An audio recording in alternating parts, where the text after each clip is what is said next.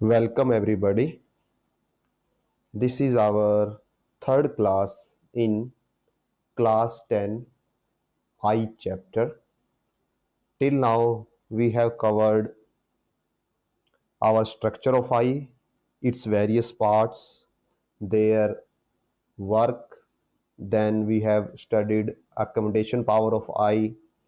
Then through accommodation power we came to know about far point and near point of I. And with those points, we discussed myopia, hypermetropia, and presbyopia. We also discussed how to physically cure them using lenses, and we also gave you short explanation regarding LASIK surgery, that how LASIK surgery happens on a broad way. So today we will go forward and we will discuss refraction through glass prism. And before this, I will ask you to, if you have seen our videos and you think that it adds some value to you, and they are beneficial for you, your preparation, and they make your understanding better, then I will urge you to like, share, and subscribe our videos, because more you share, more you subscribe, more we feel motivated to make such content. So please like, share, and subscribe. And with that, let's start today's topic. As we already have discussed refraction through glass slab. So first, I am going to revise that, because we are going to use that same concept of refraction through glass slab in the refraction through prism. So it will be beneficial for you to have a brief, I can say, refresher of that how refraction worked in case of glass slab. So first we will, it just a reminder for you so that things get refreshed in your mind. Refraction through glass slab. So इसमें क्या होता था, आपके पास एक simple glass slab होती थी, तो हम वही ग्लास स्लैब लेते हैं.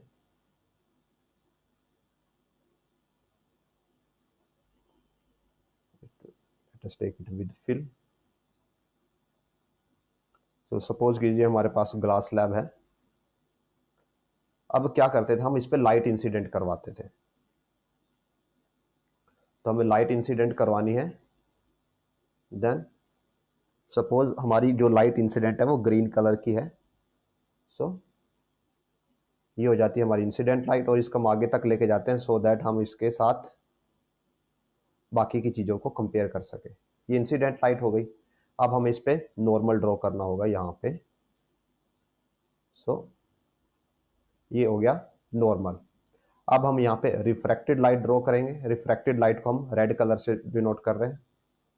So suppose this is our refracted light.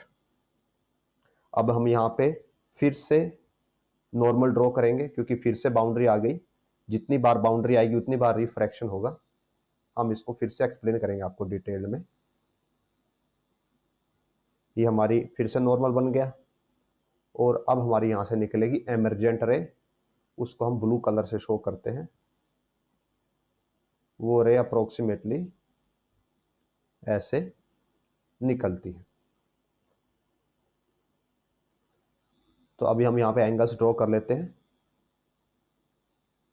ये होता है एंगल ऑफ इंसिडेंस, ये होता है एंगल ऑफ रिफ्रैक्शन, ये होता है फिर से एंगल ऑफ इंसिडेंस, और ये होता है एंगल ऑफ रिफ्रैक्शन. सो ये जो है this is incident ray.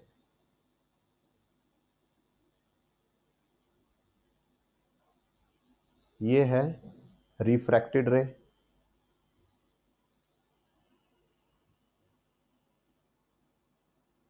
And ये जो रे है लास्ट, दिस इज एमरजेंट रे.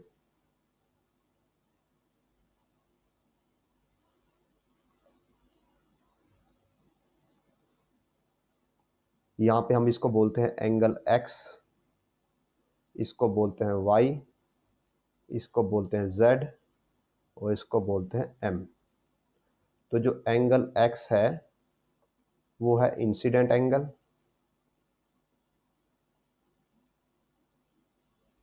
For air glass. यहाँ पे एयर है, रिफ्रैक्टिव इंडेक्स Na, और ये ग्लास है तो रिफ्रैक्टिव इंडेक्स Ng। तो जो ये वाला एंगल है ये इंसिडेंट एंगल है, किसके लिए? एयर ग्लास के लिए। एयर और ग्लास का जो इंटरफेस है उसके लिए इंसिडेंट एंगल है। और जो y है दिस इज, हम इसको सेपरेट साइड में लिखते हैं,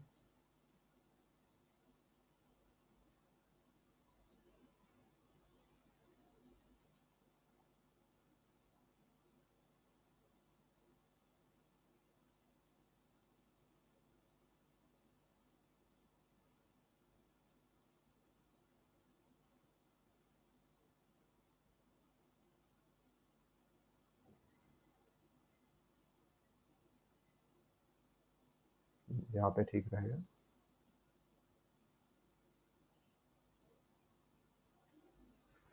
सो एंगल x जो y है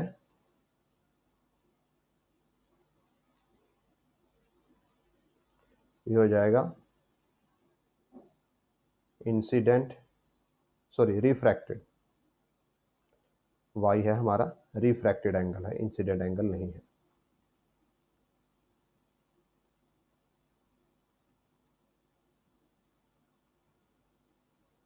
for air slash glass, air और ग्लास के इंटरफेस के लिए y है जो रिफ्रैक्टेड एंगल है।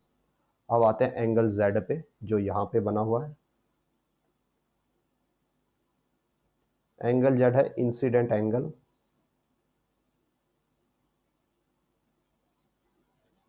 For glass air.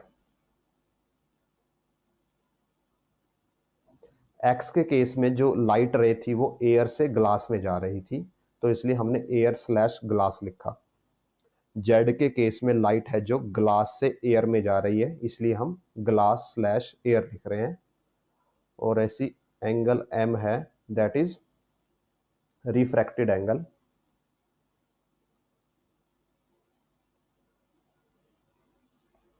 For glass air.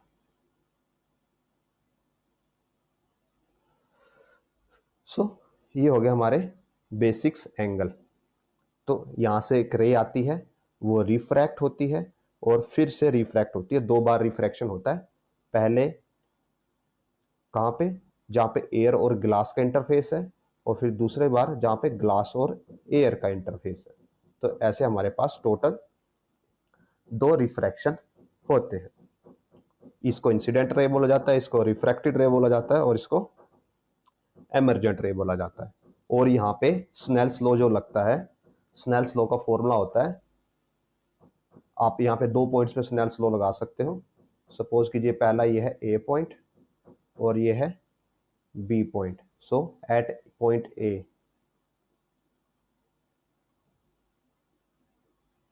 जब ए पॉइंट पे स्नेल्स लॉ लगाते हैं तो हमें मिलता है refractive index of air into incident angle. So N A into sine of X is equal to refractive index of glass into refracted angle, so Ng into sin y। ये हमें मिलता है ए पॉइंट के लिए। अब ऐसे ही हम बी पॉइंट के लिए लगा सकते हैं, एट पॉइंट बी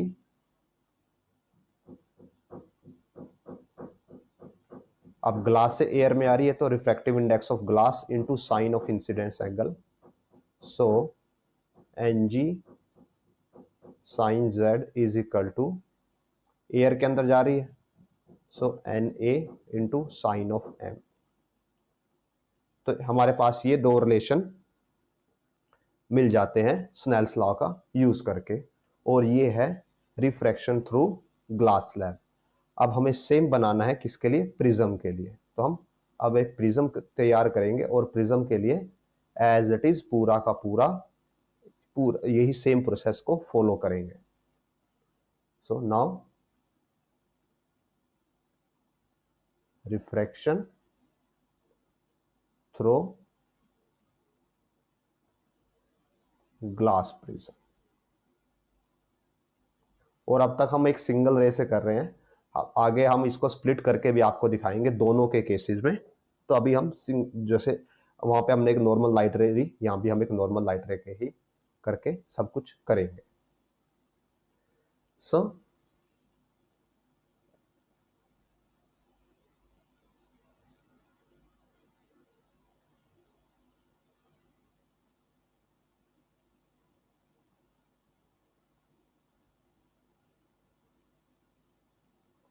सपोज कीजिए ये प्रिज्म है, अब इस पे कोई लाइट हम इंसिडेंट करवाते हैं, इंसिडेंट लाइट। तो कि सपोज कीजिए वो ग्रीन कलर की है जैसे हमने वहां पे किया, तो ये यहाँ पे लाइट इंसिडेंट होती है। हम इसका फर्दर पाथ भी आपको दिखा देते हैं। ये इसका ऐसे पाथ होना चाहिए था।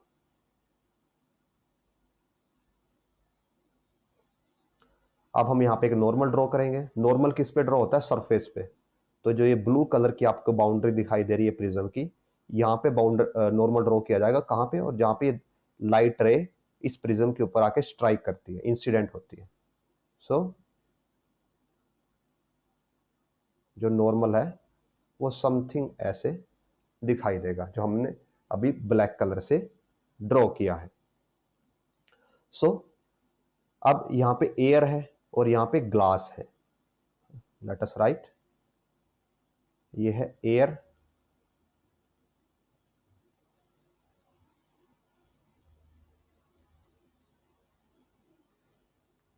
एयर का रिफ्रैक्टिव इंडेक्स Na, और ये है ग्लास, रिफ्रैक्टिव इंडेक्स Ng। और हमें ये पता है ग्लास का रिफ्रैक्टिव इंडेक्स एयर के रिफ्रैक्टिव इंडेक्स से ज़्यादा होता है। मीन्स ग्लास क्या है, ऑप्टिकली डेंसर मीडियम है, एयर ऑप्टिकली रेयर मटेरियल है। और हमने ये आपको बताया था हमारे प्रीवियस क्लास में, जब हमने प्रीवियस चैप्टर में एक टॉपिक को रिफ्रैक्टिव इंडेक्स को कवर किया था, कि जब भी रेयर टू डेंसर जाएगी, means less refractive index to high refractive index light जाती है, तो वो होती है बेंड टुवर्ड्स द नॉर्मल। यहाँ पे नॉर्मल कौन सा है, ये जो ब्लैक लाइन है, जो लाइट है नॉर्मल उसको ग्रीन पाथ फॉलो करना चाहिए था, पर अभी वो रेयर टू डेंस जा रही है, तो अभी वो ग्रीन पाथ फॉलो ना करके इस ब्लैक वाली लाइन की तरफ बेंड हो जाएगी। तो हम जो रिफ्रैक्टेड रे है उसको रेड कलर से शो करते हैं। तो ये रिफ्रैक्टेड रे कुछ ऐसे जाएगी, रिफ्रैक्टेड रे ऐसे निकलेगी। इसको फर्दर एक्सटेंड करते हैं सो दैट हम एंगल्स क्रिएट कर पाए। ठीक है, और जो ये ब्लू वाले रीजन से अगले वाला हिस्सा है, इसको हमने एक्स्ट्रापोलेट किया है। मींस फ्यूचर में इसको ऐसे जाना चाहिए था, बट ये ऐसे नहीं जाएगी, ये भी हम आपको दिखाएंगे। सो ये हो गया हमारा पहला रिफ्रैक्शन, किसके लिए, पॉइंट ए के लिए। और ये हो जाएगा इंसिडेंस एंगल, और ये हो जाएगा रिफ्रैक्शन एंगल, रिफ्रैक्शन के लिए एंगल। सो इसको हम फिर से वही बोल देते हैं एंगल एक्स, और इसको बोल देते हैं एंगल वाई। ये हो जाती है इंसिडेंट रे,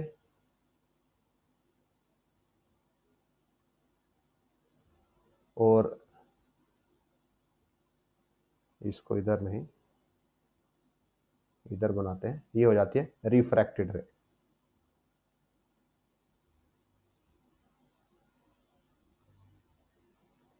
अब जब ये इस पॉइंट पे आती है, इसको हम बोल देते हैं पॉइंट बी।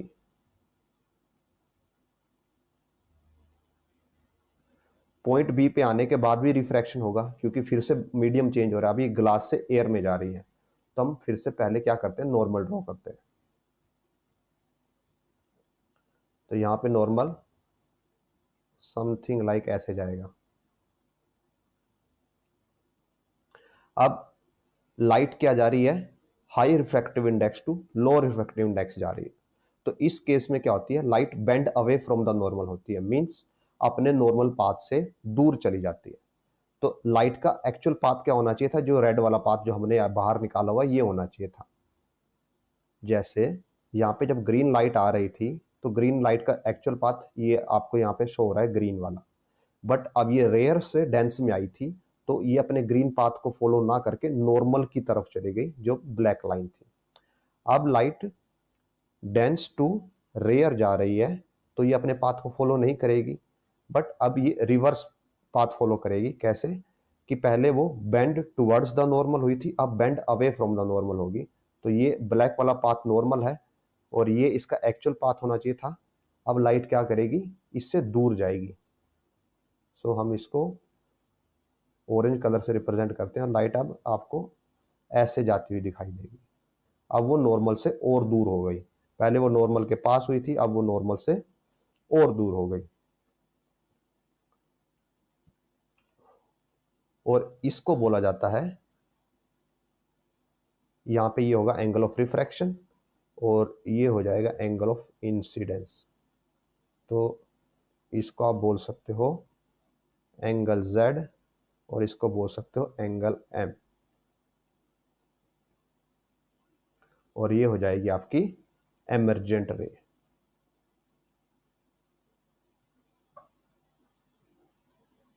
अब अगर आप इस लाइन को, ये जो रिफ्रैक्ट एमर्जेंट रे है, इसको एक्स्ट्रापोलेट करो अंदर की तरफ, ऐसे आप इसको अंदर की तरफ एक्स्ट्रापोलेट करोगे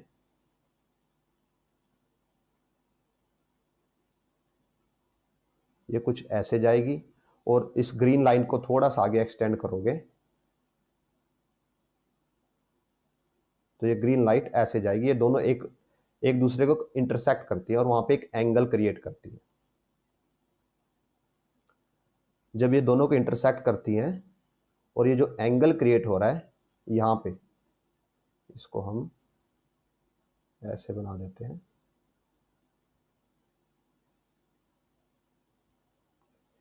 ये जो है इसको बोला जाता है एंगल ऑफ डेविएशन, कि लाइट कितना डेविएट हुई। ये उसका ओरिजिनल पाथ था और ये उसका एक्चुअल पाथ है रिफ्रैक्शन के बाद। तो जो दोनों पाथ के बीच में एंगल होता है उसको बोला जाता है एंगल ऑफ डेविएशन। और ये जो प्रिज्म का ऊपर वाला हिस्सा है, यहाँ पे जो एंगल बनता है इसको बोला जाता है एंगल ऑफ प्रिज्म। सो हम इसको एक बार आपको फिर से एक्सप्लेन कर देते हैं।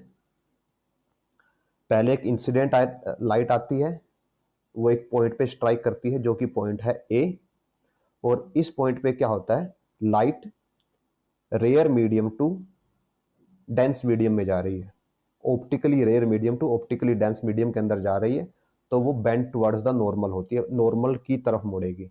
हमारा नॉर्मल है जो ब्लैक लाइन से रिप्रेजेंट होता है, एक्चुअल पाथ ग्रीन लाइट का ग्रीन से रिप्रेजेंट हो रहा था, तो वो ग्रीन की तरफ ना जाके नॉर्मल की तरफ थोड़ी चली गई और अब उसने रेड वाला पाथ फॉलो किया। वो रेड वाला पाथ फॉलो करती है, आगे जाती है और पॉइंट बी पे जाके स्ट्राइक करती है जहां पे बाउंड्री है किसकी, ग्लास की और एयर की। अब यहाँ पे रिफ्रैक्टिव इंडेक्स में चेंज आ रहा है तो फिर से रिफ्रैक्शन होगा। तो हमने रिफ्रैक्शन के लिए फिर से हमने एक नॉर्मल ड्रॉ कर लिया। अभी लाइट ऑप्टिकली डेंस मटेरियल से ऑप्टिकली रेयर मटेरियल में जा रही है। तो इस सिनेरियो में क्या होता है, light bend away from the normal होती है, क्योंकि अभी वो हाई डेंसिटी से हाईली डेंस मटेरियल से लो डेंस मटेरियल में जा रही है। तो अब लाइट सपोज कीजिए एक टाइप से ऐसा होता है कि फ्री हो गई, तो वो अब ज़्यादा वेलोसिटी से भागेगी, तो दूर भागती है किससे, नॉर्मल से। तो रेड उसका एक्चुअल पाथ होना चाहिए था, जो ब्लैक हमने ये ऐसे ड्रॉ किया है ये नॉर्मल है, तो वो नॉर्मल से और रेड से दोनों से दूर जाती है और ये ऑरेंज वाला पाथ फॉलो करती है और इसको बोला जाता है एमर्जेंट रे। एंगल एक्स इंसिडेंट एंगल है किसके लिए, एयर ग्लास इंटरफेस के लिए। एंगल वाई रिफ्रैक्टिव एंगल है एयर ग्लास इंसिडेंस इंटरफेस के लिए। यहाँ पे एंगल Z बनाया हमने, एंगल Z इंसिडेंट एंगल है ग्लास एयर इंटरफेस के लिए। एंगल M रिफ्रैक्टिव एंगल है ग्लास एयर इंटरफेस के लिए। यहाँ पे एयर ग्लास इंटरफेस है, पॉइंट ए जो पॉइंट है वो है एयर ग्लास इंटरफेस, और जो पॉइंट बी है वो है ग्लास एयर इंटरफेस। अब जो इंसिडेंट रे है और एमर्जेंट रे है, अगर दोनों को आप एक्स्ट्रापोलेट करके एक दूसरे से मिलाते हो तो उनके बीच में जो एंगल बनता है वो बनता है, उसको बोला जाता है एंगल ऑफ डेविएशन। और जो प्रिज्म का एंगल होता है, जो प्रिज्म का टॉप मोस्ट एंगल है, उसको बोला जाता है एंगल ऑफ प्रिज्म। और अगर यहां पे भी आप स्नेल्स लॉ लगाते हो, किसके लिए, एट पॉइंट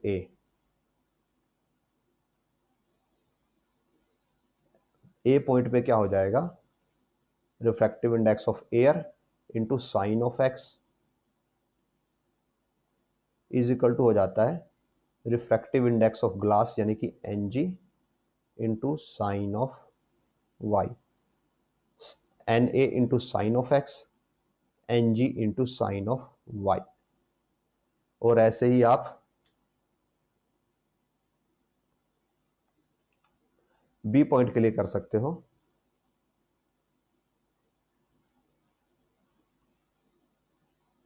बी पॉइंट के लिए हो जाएगा, क्योंकि B point glass to air है, तो पहले आएगा एन जी साइन ऑफ, यहां पे जो एंगल है ये z equal to N A sine of जो ये रिफ्रैक्टिव एंगल है दैट इज m। सो ये हमने कंप्लीट कर लिया सिंगल रे के लिए प्रिज्म के थ्रू रिफ्रैक्शन। अभी हमने यहाँ पे एक सिंगल कलर के लिए किया, जैसे हमने यहाँ पे ब्लैक कलर के लिए हमने ये ग्रीन कलर की रे ले ली थी, तो उसके लिए हमने ये सब कुछ किया है। और सिमिलरली ऊपर वाले में भी हमने यही किया था कि यहाँ पे एक हमने सिंगल कलर की रे लेके उसके लिए किया था। बट रियलिटी में सिंगल कलर आपके पास नहीं होता, रियलिटी में आपके पास होती है व्हाइट लाइट, और व्हाइट लाइट में आपको पता है कि 7 कलर्स होते हैं और उनको आप विबग्योर से रिप्रेजेंट कर सकते हो।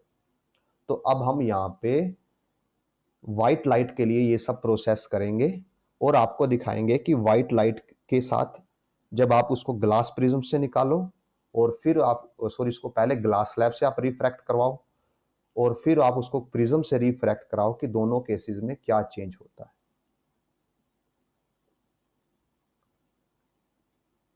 तो हम अब ये चीजें डिस्कस करेंगे। उससे पहले हम आपको प्रिज्म का डायग्राम एक प्रॉपर वे में दिखा देते हैं। तो आप अपनी स्क्रीन पे ये एक प्रिज्म का रिफ्रैक्शन का एक प्रॉपर डायग्राम देख सकते हैं, जहां पे जो हमारी पी क्यू है ये इंसिडेंट रे है, ये एक पॉइंट पे जाके इंसिडेंट करती है, और यहाँ पे जो आई है that is angle of incidence. ये जो एन टू एन डैश है ये नॉर्मल है, और जो इसको आगे बढ़ाया गया है ये पी क्यू जी एच, ये हमने इंसिडेंट रे का पाथ को आगे बढ़ाया हुआ है, ये सोच के कि अगर ये इससे नॉर्मली क्रॉस करती तो ऐसे जाती। अब क्या हो जाती है, पी क्यू जो रे है वो यहाँ पे स्ट्राइक करने के बाद रिफ्रैक्ट होती है और ये वाला पाथ फॉलो करती है, तो इसको बोला जाता है रिफ्रैक्टेड रे। ई एफ क्या हो जाएगी, रिफ्रैक्टेड रे। और ये जब इस पॉइंट पे आती है तो यहाँ से फिर से रिफ्रैक्ट होती है और बन जाती है आर एस, और जो आर एस है इसको बोला जाता है emergent ray. Now I angle of incidence है, R angle of angle of refraction है, यहाँ पे ये एंगल ऑफ इंसिडेंस होगा, और ई है जो एंगल ऑफ, आप इसको एमर्जेंस बोल सकते हो। एम डैश यहाँ पे नॉर्मल है। आप जब एमर्जेंट रे को पीछे प्लॉट करते हो और इंसिडेंट रे को फॉरवर्ड प्लॉट करते हो तो दोनों एक दूसरे के साथ एंगल डी बनाती हैं, इसको बोला जाता है एंगल ऑफ डेविएशन। और जो यहाँ पे एंगल ए है वो है एंगल ऑफ प्रिज्म। ओके, तो ये हो गया हमारा रिफ्रैक्शन का बेसिक्स, और ये हमने एक सिंगल रे के लिए किया जिसमें एक सिंगल कलर हो कोई। बट रियलिटी में हमारे पास सिर्फ क्या होता है, व्हाइट लाइट होती है जो हम डे टू डे ऑब्जर्व करते हैं, और उस केस में व्हाइट लाइट के अंदर 7 कलर्स होते हैं, राइट। तो हमें अब उस प्रैक्टिकल फिनोमेना के लिए डिस्कशंस करनी है। पहले हम ग्लास स्लैब के लिए करेंगे और फिर हम प्रिज्म के लिए करेंगे, और वहां पे आपको एंगल्स समझने के लिए हमें आपको थोड़ा सा थ्योरेटिकल कंसेप्ट समझाना होगा रिफ्रैक्टिव इंडेक्स और वेवलेंथ के बीच में एक जो रिलेशन होता है वो रिलेशन हम आपको एक्सप्लेन करेंगे। So let start.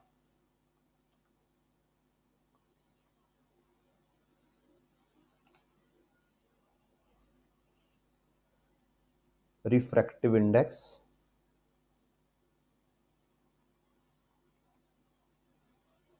and wavelength।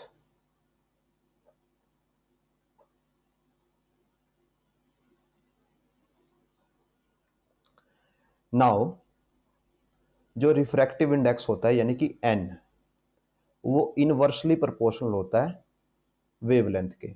Means अगर n ज्यादा है इसका मतलब क्या हो जाएगा, लैम्डा कम हो जाएगी, और अगर n कम है इसका मतलब है लैम्डा ज्यादा हो जाएगी, और अगर लैम्डा कम है इसका मतलब है n ज्यादा हो जाएगा, और अगर लैम्डा ज्यादा है तो इसका मतलब है n कम हो जाएगा। वेवलेंथ कम है, रिफ्रैक्टिव इंडेक्स ज्यादा होगा, वेवलेंथ ज्यादा है, रिफ्रैक्टिव इंडेक्स कम होगा। राइट। सो अभी हमने एक रिलेशन पढ़ा था दैट स्पीड ऑफ लाइट, इसको हम c बोलते हैं, इसकी वैल्यू होती है 3 × 10⁸ मीटर पर सेकेंड, इक्वल टू होती है lambda times frequency. Wavelength time frequency speed of light का रिलेशन होता है। तो आपको ये पता है ये वैल्यू कांस्टेंट है, वैक्यूम के लिए या एयर के लिए वैल्यू फिक्स रहती है। तो आप यहाँ से ये बोल सकते हो कि जो लैम्डा है और फ्रीक्वेंसी है वो एक दूसरे के उल्टा होते हैं। अगर लैम्डा बढ़ता है तो फ्रीक्वेंसी को घटना पड़ता है, फ्रीक्वेंसी घटती है तो लैम्डा को बढ़ना पड़ता है, अगर सी कांस्टेंट है। सो इससे हमें ये रिलेशन मिलता है कि जहाँ पे वेवलेंथ ज़्यादा होगी वहाँ पे फ्रीक्वेंसी कम होगी, और फ्रीक्वेंसी कम है तो वेवलेंथ ज़्यादा होगी। और सिमिलरली अगर वेवलेंथ कम है तो फ्रीक्वेंसी ज़्यादा है, एंड फ्रीक्वेंसी ज़्यादा है मीन्स वेवलेंथ कम है। ये रिलेशन चलता है। नाउ वी नो, हमें ये पता है जब हमने हमारे प्रीवियस चैप्टर में लाइट के स्पेक्ट्रम को डिस्कस किया था, तो वहां से हमें ये पता है that frequency of blue colour is greater then frequency of red colour. जो ब्लू कलर है उसके पास ज्यादा एनर्जी होती है रेड कलर के कंपैरेटिवली। जो ब्लू कलर है वो किसके पास होता है, ब्लू कलर अल्ट्रावायलेट रीजन के पास में होता है, और रेड कलर होता है इंफ्रारेड रीजन के पास। सो ब्लू कलर के पास ज्यादा एनर्जी होती है as compare to red colour. और हमें पे ये पता है यहाँ इस रिलेशन से कि जिसकी फ्रीक्वेंसी ज्यादा होगी उसकी वेवलेंथ कम होगी। तो हम यहाँ से लिख सकते हैं कि ब्लू की वेवलेंथ कम होती है रेड की वेवलेंथ से। और इससे ऊपर हमने एक और रिलेशन किया था कि रिफ्रैक्टिव इंडेक्स है जो वेवलेंथ के साथ उल्टा चलता है। अगर वेवलेंथ ज्यादा है तो रिफ्रैक्टिव इंडेक्स कम हो जाएगा। सो वेवलेंथ ज्यादा किसकी है, रेड की, तो रेड का रिफ्रैक्टिव इंडेक्स कम होगा किसके कंपैरिजन में, ब्लू का। तो आप ऐसे लिख सकते हो ब्लू का रिफ्रैक्टिव इंडेक्स रेड के रिफ्रैक्टिव इंडेक्स से ज्यादा है। अब ये सब आपको करवाने का पर्पस क्या हुआ, यहाँ पे हमने जितना आपको ये समझाया, हमने पहले आपको बताया कि रिफ्रैक्टिव इंडेक्स वेवलेंथ के उल्टा चलता है। मींस अगर रिफ्रैक्टिव इंडेक्स कम है तो वेवलेंथ ज़्यादा है, और वेवलेंथ ज़्यादा है मींस रिफ्रैक्टिव इंडेक्स कम है। फिर हमने आपको फ्रीक्वेंसी और वेवलेंथ का रिलेशन बताया कि फ्रीक्वेंसी और वेवलेंथ भी एक दूसरे के उल्टे चलती है। फ्रीक्वेंसी ज़्यादा है, अगर फ्रीक्वेंसी ज़्यादा है तो वेवलेंथ कम हो जाएगी। नाउ वी नो कि ब्लू की फ्रीक्वेंसी ज़्यादा होती है बिकॉज ब्लू के पास एनर्जी ज़्यादा होती है। तो ब्लू की फ्रीक्वेंसी ज़्यादा है रेड से, तो ब्लू की वेवलेंथ कम हो जाएगी रेड से।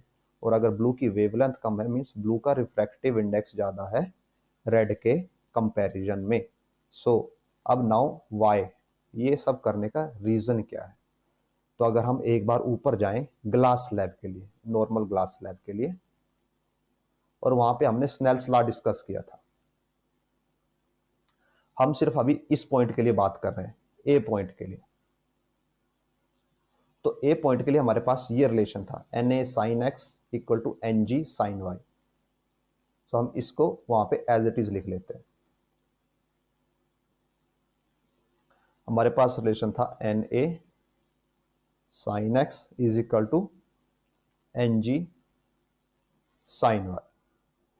ये हमारे पास रिलेशन हो गया और हम उस डायग्राम को भी अपने पास एज इट इज ले आते हैं सो दैट आपको एक अंडरस्टैंडिंग डेवलप हो सके।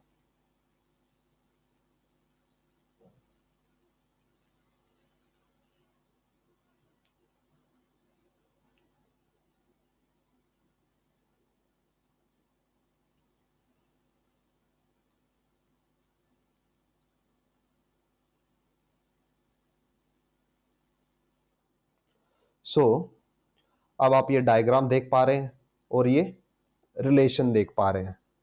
यहां पे हमने इंसिडेंट रे करवाई थी, इसको स्ट्राइक करवाया था ए पॉइंट पे। सो लेट अस कंसीडर जो हमारी इंसिडेंट रे है,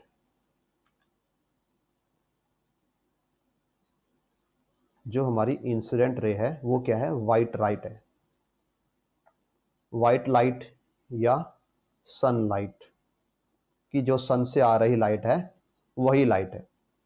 अब उसके अंदर क्या होते हैं, 7 कलर्स होते हैं। अब जब वो 7 के 7 कलर्स एयर से पास कर रहे हैं तो आप उनको एक सिंगल लाइट रे मान सकते हो। Means for all 7 colours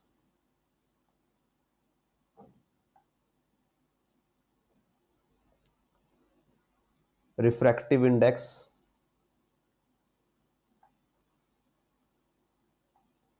will be same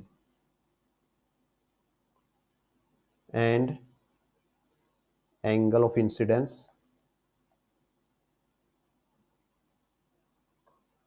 will be same।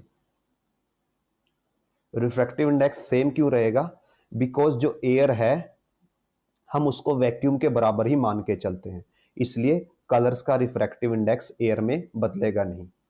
Why, because जो वैक्यूम का रिफ्रैक्टिव इंडेक्स है उसको 1 माना जाता है और जो एयर का रिफ्रैक्टिव इंडेक्स है दैट इज 1.003।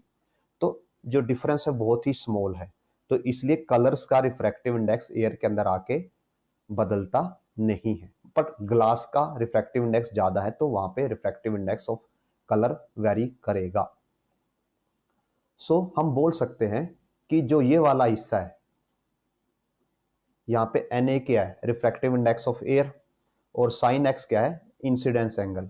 अगर लाइट रे सेम आ रही है तो एंगल ऑफ इंसिडेंस सबके लिए बराबर रहेगा, और बिकॉज जो एयर का रिफ्रैक्टिव इंडेक्स है वो वैक्यूम के लगभग बराबर ही है, तो ये रिफ्रैक्टिव इंडेक्स ऑफ एयर सबके लिए इक्वल रहेगा, उसमें कोई फर्क नहीं आने वाला। तो ये टर्म तो सबके लिए इक्वल रहेगी।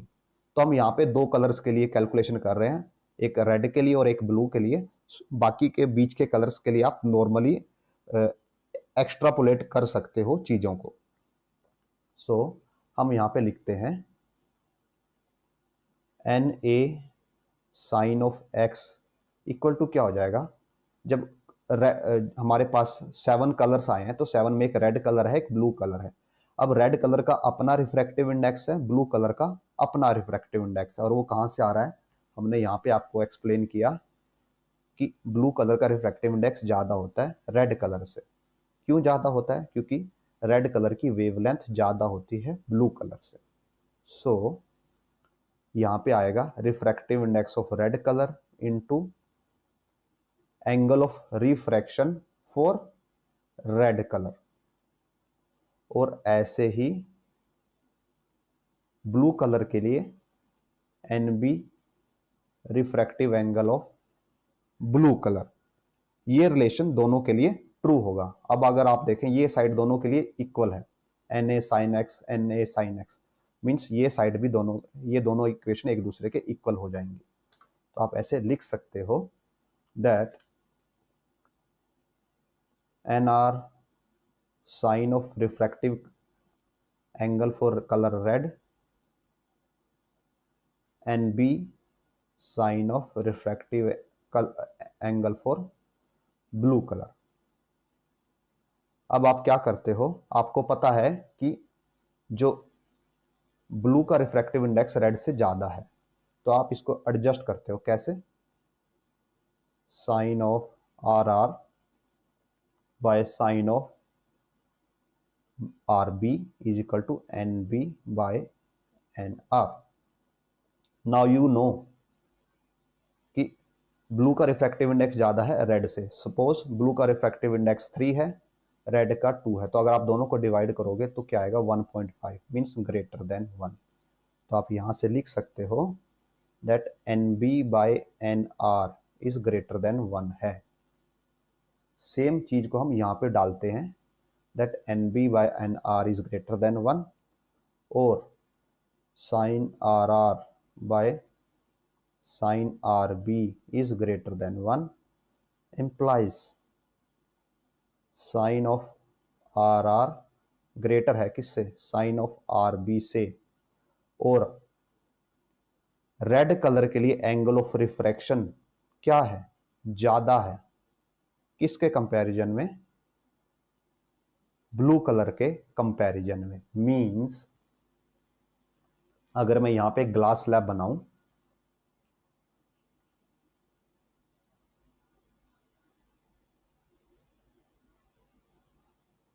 और मैं अभी ये ग्रीन कलर से बनाता हूं बिकॉज रेड और ब्लू कलर हमें यहाँ पे एज इट इज शो करने हैं। ये हमारी ग्लास स्लैब हो गई। हम यहाँ पे दो लाइट रे लेते हैं, दोनों इक्वल एंगल पे इंसिडेंट करवाते हैं। पहले हम ले रहे हैं रेड कलर के लिए,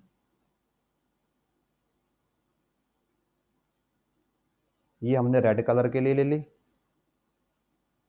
ये इसका हमने नॉर्मल बना दिया। फिर इसके पैरेलल हम एक ब्लू कलर लेते हैं,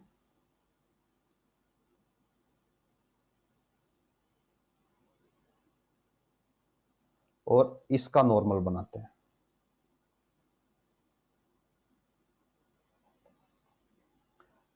अब हम निकालेंगे यहां पे रिफ्रैक्टेड रे। तो हमें यहां पता है कि रेड का, सॉरी यहां पे हम इसको ये रब करें, हाँ, रेड का रिफ्रैक्टिव एंगल ज्यादा है किससे, ब्लू से। मींस अगर ब्लू कलर का रिफ्रैक्टिव एंगल इतना है तो रेड कलर का रिफ्रैक्टिव एंगल इससे थोड़ा सा ज्यादा होगा।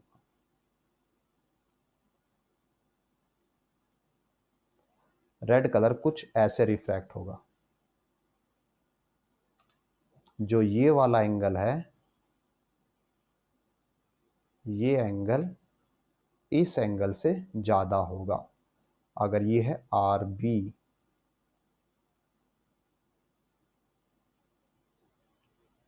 This angle is R B, this angle is R R, तो यहां पे R B, sorry R R greater है आर बी से। और हमें ये पता है कि जो व्हाइट लाइट होती है उसके अंदर ये दोनों ही होते हैं। तो अगर हम व्हाइट लाइट स्ट्राइक करें तो हमें दोनों कलर एक ही लाइट रे में मिल जाएंगे। तो अगर हम इनको दोनों को एक ही लाइट रे से बनाएं तो उस केस में क्या होगा, हम फिर से ड्रॉ करते हैं कि ये हमारी ग्लास स्लैब है और हम यहाँ पे अभी व्हाइट लाइट से नहीं बना सकते बिकॉज व्हाइट कलर आपको यहाँ पे स्क्रीन पे दिखाई नहीं देगा। तो हम क्या करते हैं, इसको हम ग्रीन से ही बनाते हैं सो दैट आप यहाँ पे ग्रीन लाइट को ही व्हाइट लाइट समझिएगा। ये हमारी व्हाइट लाइट है और ये नॉर्मल है। अब व्हाइट लाइट के अंदर क्या क्या है, व्हाइट लाइट के अंदर जो स्पेक्ट्रम होता है दैट इज होता है VIBGYOR.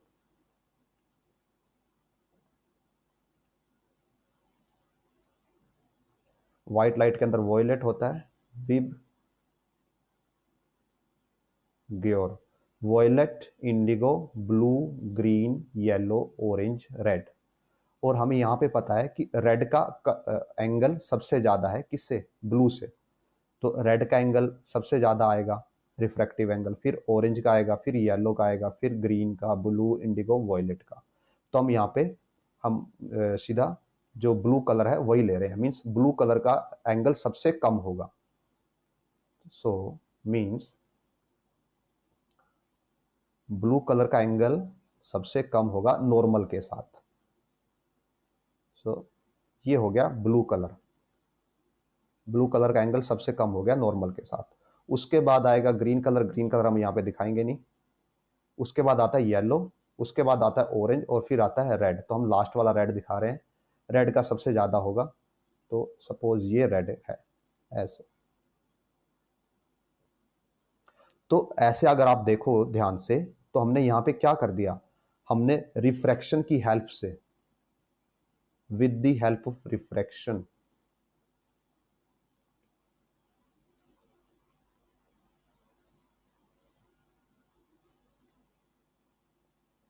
we are able to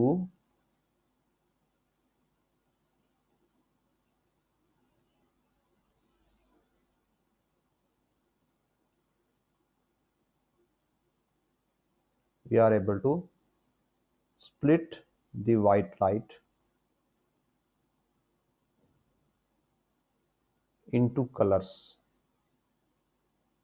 यहां पे हम सिर्फ दो ही कलर दिखा पा रहे हैं बिकॉज उससे ज्यादा हमारे पास कलर रिस्ट्रिक्शन है, हम ज्यादा कलर्स दिखा भी नहीं पाएंगे।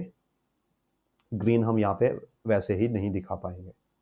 सो हमने यहाँ पे कलर्स को स्प्लिट कर दिया, किसकी हेल्प से, रिफ्रैक्शन की हेल्प से।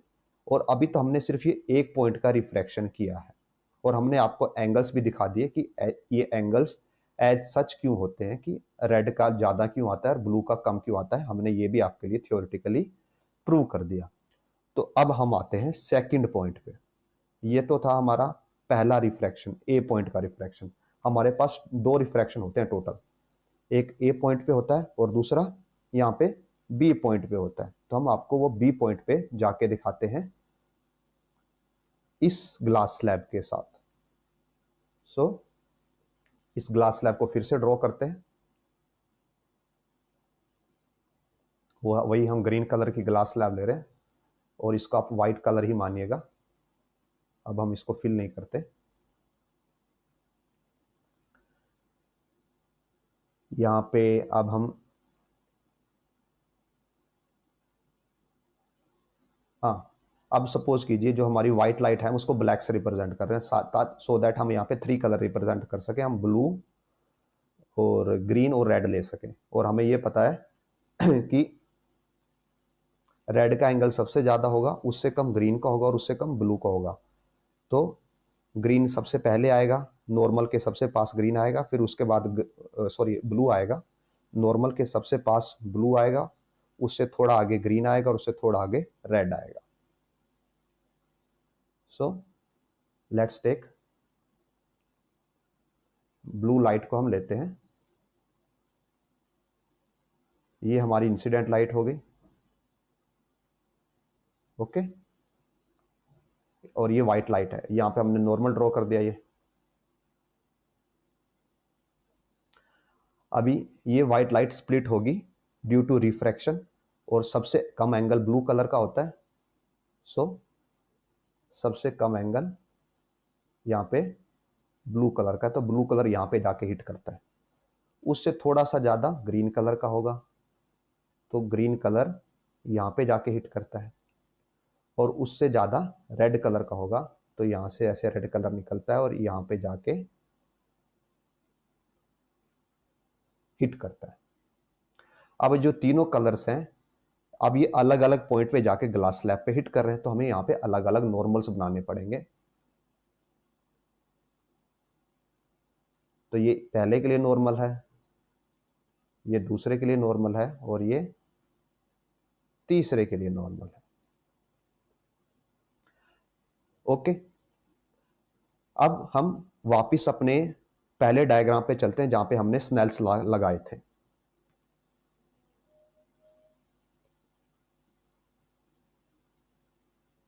यहां पे हमने स्नेल्स लॉ लिखे थे, किसके लिए, ग्लास प्रिज्म के लिए लिखे थे और ये ग्लास स्लैब के लिए लिखे थे। अगर आप ग्लास स्लैब के लिए देखोगे, N A sine X is equal to था एन जी साइन वाई और एन जी साइन जेड था N A sine M.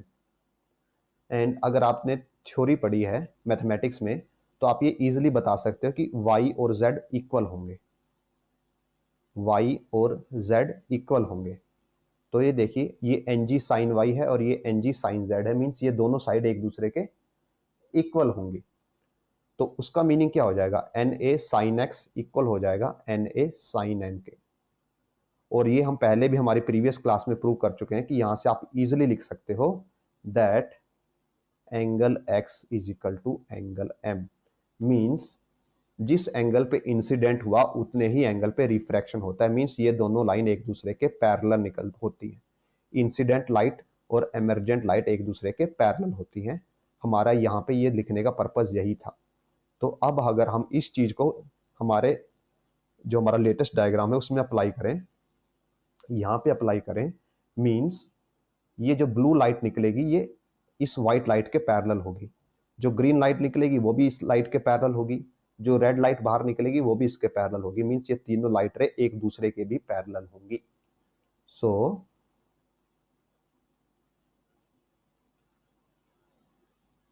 Blue light कुछ ऐसे निकलेगी, ग्रीन लाइट भी इसके पैरेलल होगी,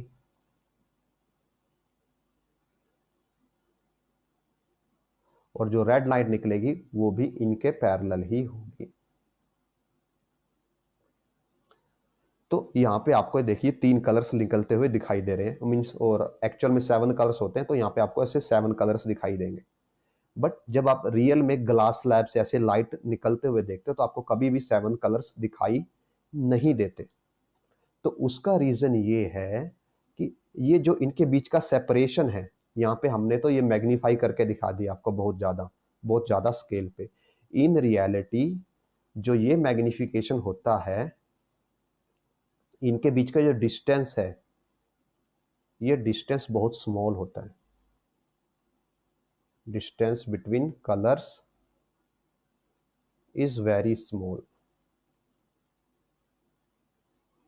सो इसलिए आपको सेपरेट कलर्स दिखाई नहीं देते। बट अगर आपको सेपरेट कलर्स देखने हैं सिर्फ only with the help of glass slab अगर देखने हैं तो क्या कीजिए, ग्लास स्लैब की थिकनेस को बढ़ा दीजिए। अगर आप बहुत ज़्यादा ग्लास स्लैब की थिकनेस ले लेते हैं, सपोज 1 किलोमीटर की आप ग्लास स्लैब ले लेते हैं, तो वहां पे आप कलर्स को इजीली देख पाएंगे। तो जो ग्लास स्लैब है वो भी कलर्स को स्प्लिट करता है, बट वहां पे जो डिफरेंस होता है वो डिफरेंस इतना कम होता है, इतना स्मॉल होता है कि हम कलर्स को अलग अलग देख नहीं पाते। और अलग अलग ना देख पाने की वजह से हम ये समझते हैं कि जो ओनली प्रिज्म है, प्रिज्म ग्लास स्लैब कलर्स को स्प्लिट करता है, ग्लास स्लैब नहीं करती। सो ग्लास स्लैब भी स्प्लिट करती है बट उनके बीच का डिफरेंस कम होता है, दैट्स वाई हम उनको देख नहीं पाते। अब हम आते हैं किस पे, सेम फिनोमेना हम अप्लाई करते हैं प्रिज्म के ऊपर। बिकॉज हम ग्लास स्लैब के लिए सब कुछ समझ चुके हैं तो हमें प्रिज्म पे अप्लाई करना और भी आसान हो जाएगा। तो हम सेम स्टार्ट करते हैं प्रिज्म के लिए कि हम प्रिज्म ड्रॉ करते हैं सबसे पहले तो, और हम प्रिज्म ड्रॉ कर रहे हैं ब्लैक कलर से ही ड्रॉ करते हैं सो दैट हम 3 कलर्स ले पाए। ये हमारा ये प्रिज्म के 2 फेसेस हो गए और ये इसका बेस हो गया। अब हम यहाँ पे लाइट इंसिडेंट करवाते हैं, ये हो गई इंसिडेंट लाइट, और अब हम यहाँ पे नॉर्मल प्लॉट करते हैं, ये हो गया नॉर्मल। तो एज हमें जैसा पता है कि ये जो व्हाइट लाइट है इसके अंदर 7 कलर्स होंगे, जैसे यहाँ पे थे हमने 3 ही कलर मान के हम चले थे, क्योंकि हमारे पास अभी 3 कलर का ही ऑप्शन है प्लॉट करने के लिए। तो और हमें ये पता है कि ब्लू कलर का एंगल सबसे कम होगा, उसके बाद ग्रीन कलर का होगा और उसके बाद रेड कलर का होगा। तो हम यहाँ पे सबसे कम एंगल पे ब्लू प्लॉट करेंगे, फिर ग्रीन प्लॉट करेंगे और फिर रेड प्लॉट करेंगे। सो फर्स्ट ब्लू,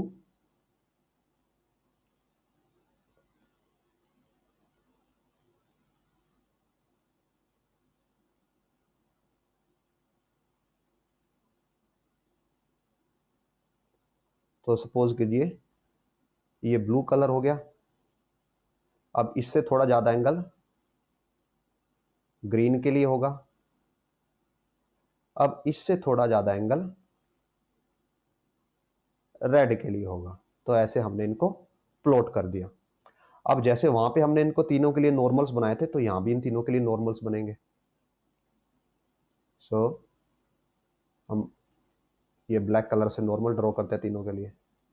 ये रेड कलर के लिए नॉर्मल हो जाएगा, ये ग्रीन कलर के लिए नॉर्मल हो जाएगा, और ये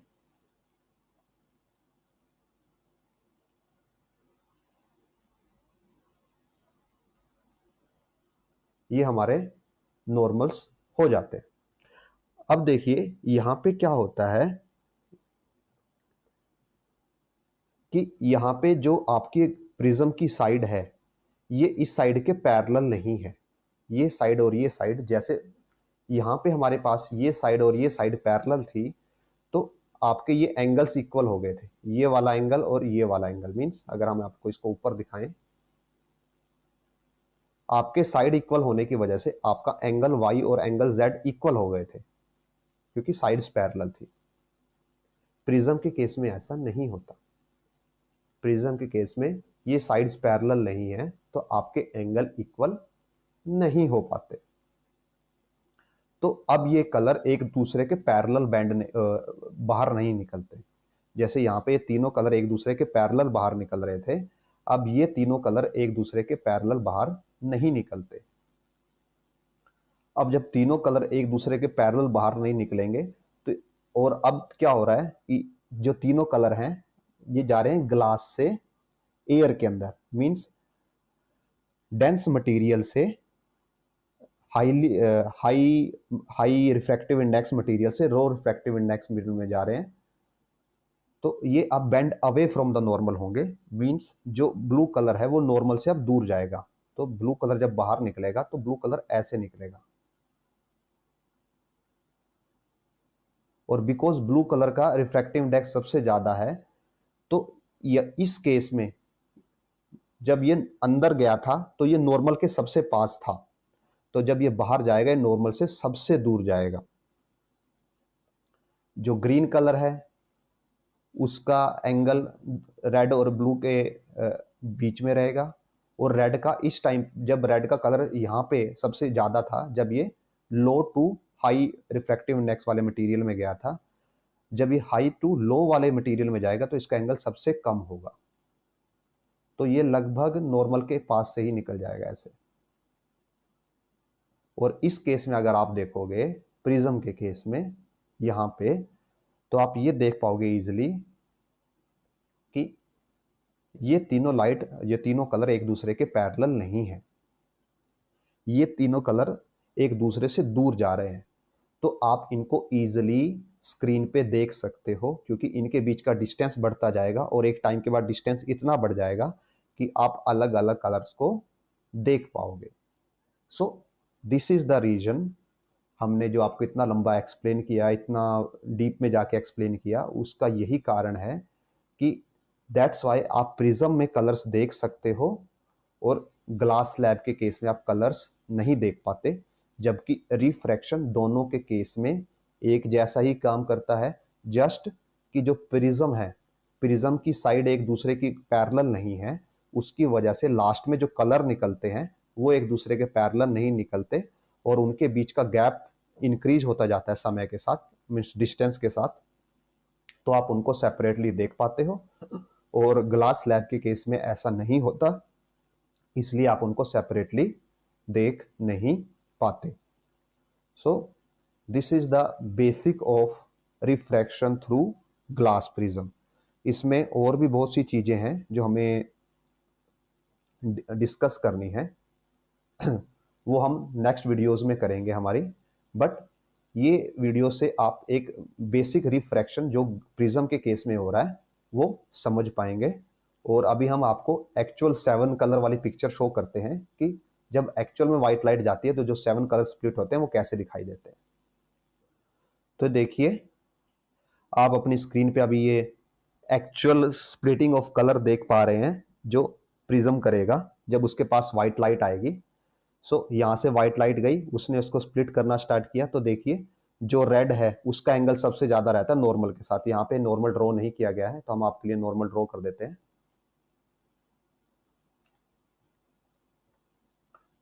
यहाँ पे अगर नॉर्मल ड्रॉ करें इस सरफेस पे,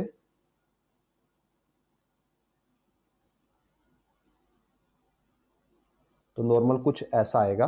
तो देखिए जो ब्लू कलर का एंगल सबसे कम रहेगा और रेड कलर का एंगल सबसे ज्यादा रहेगा।